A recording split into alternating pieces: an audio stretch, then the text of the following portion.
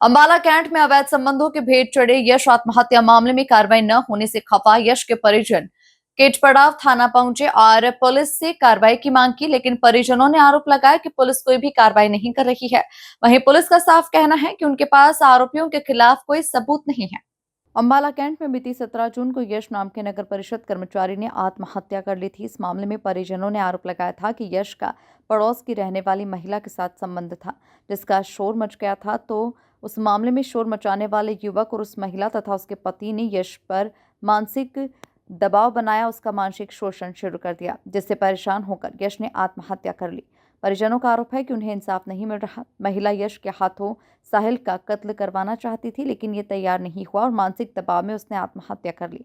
वहीं परिजन इंसाफ के लिए लगातार पुलिस का दरवाजा खटखटा रहे हैं, लेकिन पुलिस इस मामले में सबूत न होने की दुहाई दे रही है। आज भी परिजन पड़ाव थाना पहुंचे और इंसाफ की गुहार लगाई, लेकिन आज भी परिजनों को पुलिस ने आश्वासन देकर वापस लौटा दिया। मेरा 27 साल का बेटा था, उसका नाम यश था। उसने पिछले मंगलवार को आत्महत्या करी है।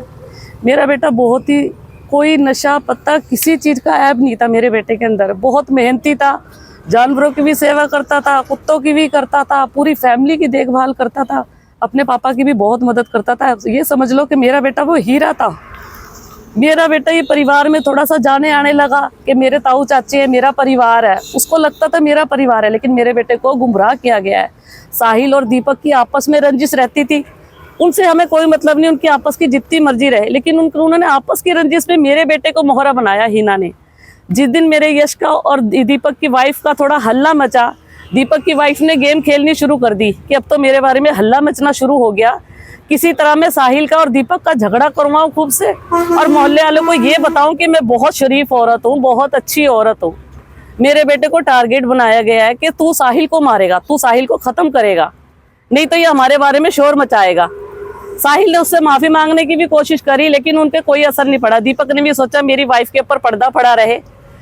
भीड़े तो दीपक ये यश और साहिल भीड़े, हम साफ सुथरे बन के बैठे रहे। मेरे बेटे के दिमाग से खेला गया है कि यश अगर साहिल को ना मारा गया तो ये हमारी बदनामी करेगा, तो इसे खत्म कर दे। और मेरा बेटे को पूरी तरह से यूज करा गया।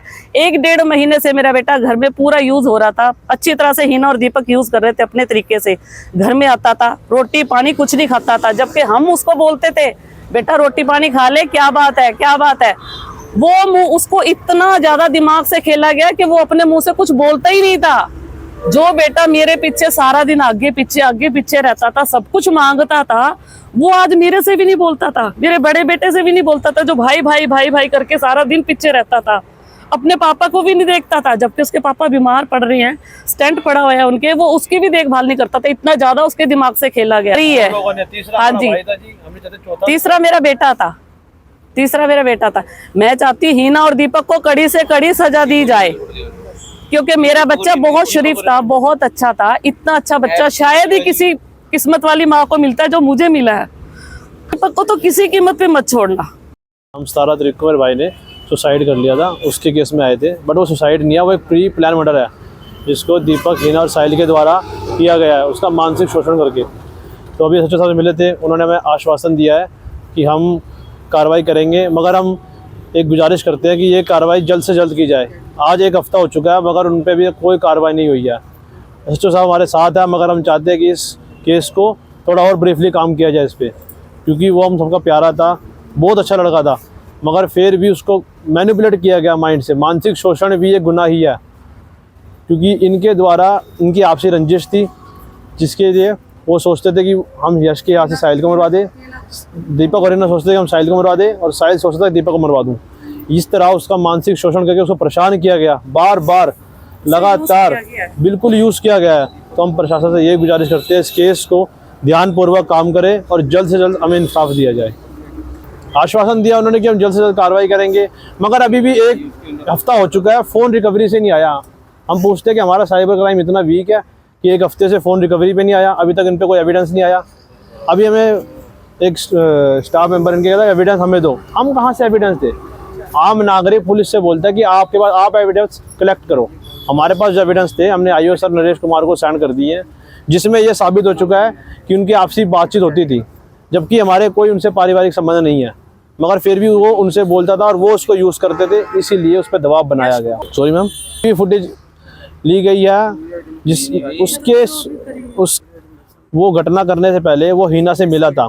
अब उनके दौरान उस पर क्या दबाव बनाया गया हिना द्वारा, क्या उनकी बातचीत हुई, वह साहब कह रहे हैं हम कलेक्ट करेंगे। उनके सीसीटीवी फुटेज भी मिलने की, उनकी कॉल रिकॉर्डिंग्स तक हमारे पास है। उसने आत्महत्या हम 17 तारीख को मेरे भाई ने सुसाइड कर लिया था, उसके केस में आए थे, बट वो सुसाइड नहीं है, वो एक प्री प्लान मर्डर है जिसको दीपक, हिना और साहिल के द्वारा किया गया है, उसका मानसिक शोषण करके। तो अभी सच्चा साहब मिले थे, उन्होंने हमें आश्वासन दिया है कि हम कार्रवाई करेंगे, मगर हम एक गुजारिश करते हैं कि ये कार्रवाई जल्द से जल्द की जाए। आज एक हफ़्ता हो चुका है मगर उन पर भी कोई कार्रवाई नहीं हुई है। सच्चा साहब हमारे साथ है, मगर हम चाहते हैं कि इस केस को थोड़ा और ब्रीफली काम किया जाए इस पर, क्योंकि वो हम सबका प्यारा था, बहुत अच्छा लड़का था, मगर फिर भी उसको मैनिपुलेट किया गया माइंड से। मानसिक शोषण भी एक गुनाह ही है, क्योंकि इनके द्वारा इनकी आपसी रंजिश थी, जिसके लिए वो सोचते थे कि हम यश के यहाँ से साहिल को मरवा दें, दीपक और हिना सोचते थे कि हम साहिल को मरवा दें, और साहिल सोचता था दीपक को मरवा दूँ।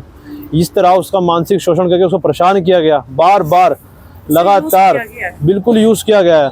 तो हम प्रशासन से यही गुजारिश करते हैं इस केस को ध्यानपूर्वक काम करें और जल्द से जल्द हमें इंसाफ दिया जाए। आश्वासन दिया उन्होंने कि हम जल्द से जल्द कार्रवाई करेंगे, मगर अभी भी एक हफ्ता हो चुका है, फ़ोन रिकवरी से नहीं आया। हम पूछते हैं कि हमारा साइबर क्राइम इतना वीक है कि एक हफ्ते से फ़ोन रिकवरी पे नहीं आया, अभी तक इन पर कोई एविडेंस नहीं आया। अभी हमें एक स्टाफ मेंबर इनके कहता है एविडेंस हमें दो, हम कहाँ से एविडेंस दें? आम नागरिक पुलिस से बोलता है कि आपके पास आप एविडेंस कलेक्ट करो। हमारे पास जो एविडेंस थे हमने आईओ सर नरेश कुमार को सेंड कर दिए हैं, जिसमें यह साबित हो चुका है कि उनकी आपसी बातचीत होती थी, जबकि हमारे कोई उनसे पारिवारिक संबंध नहीं है, मगर फिर भी वो उनसे बोलता था और वो उसको यूज़ करते थे, इसीलिए उस पर दबाव बनाया गया। सॉरी मैम, ये फुटेज ली गई है जिस वो घटना करने से पहले वो हिना से मिला था। अब उनके दौरान उस पर क्या दबाव बनाया गया हिना द्वारा, क्या उनकी बातचीत हुई, वह साहब कह रहे हैं हम कलेक्ट करेंगे। उनके सीसीटीवी फुटेज भी मिलने की, उनकी कॉल रिकॉर्डिंग्स तक हमारे पास है। उसने आत्महत्या ये 12 क्रॉस रोड का यश है जी, उम्र 26 साल। तो इसने 17/6 को सुसाइड किया था अपने घर में पक्के से फंदा लगाकर, और हमने इसका पोस्टमार्टम करा के 306 का पर्चा दर्ज कर दिया इनके बयान पे। अभी इसमें कोई सुसाइड नोट या कोई रिकॉर्डिंग या कोई एविडेंस नहीं सामने आई, और एविडेंस इसकी इकट्ठी कर रहे हैं। जैसी भी कोई एविडेंस आई तो अभियोग में आगामी कार्रवाई की जाएगी। ये दीपक और हिना और साहिल पे जो आरोप लगाए जा रहे हैं, एफआईआर भी दर्ज की गई है, उन पर क्या कुछ कार्रवाई? हाँ, उस पर एविडेंस इसीलिए इकट्ठी कर रहे हैं, उनके खिलाफ क्या एविडेंस आती है। अगर उनके खिलाफ कोई एविडेंस आती है तो उनको शीघ्र गिरफ्तार किया जाएगा। अभी कोई सुसाइड नोट नहीं था और ना कोई लेटर मिला है इसका। अगर कोई भविष्य में मिला तो उनको कार्रवाई की जाएगी। अभी मोबाइल में उसमें कुछ नहीं मिला, लेकिन अभी देख रहे हैं मोबाइल में कुछ नहीं मिला अभी।